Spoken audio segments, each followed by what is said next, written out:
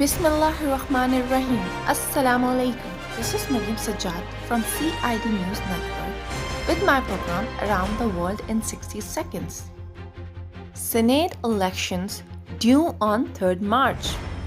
The Election Commission of Pakistan issued the schedule for the upcoming Senate elections, according to which polling will be held on 3rd March to elect new members of the upper house of parliament upon retirement of 52 senators on 11th March. 25% rise in government employees' salaries. The government employees on Thursday called off their protest for rise in salaries after reaching an agreement with a special committee constituted by Prime Minister Imran Khan.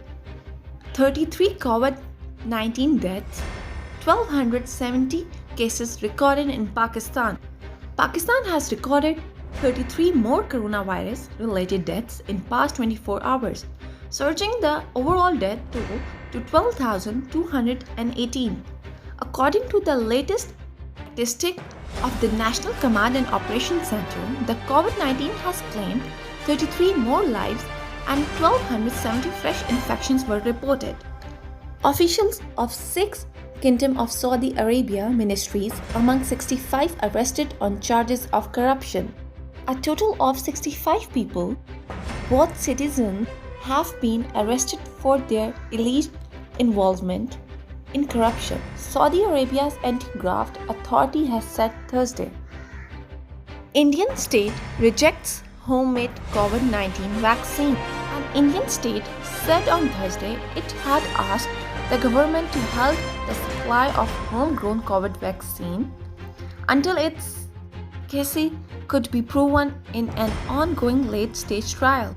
Anti-Trump Republicans face major challenge in launching third party, a group of former Republican officials considering a new center-right political party to counter former President Donald Trump's influence could face steep challenges in shaking up a US political system that has favored two-party rule throughout its history. 5 Afghan security force members killed in attack on UN convoy.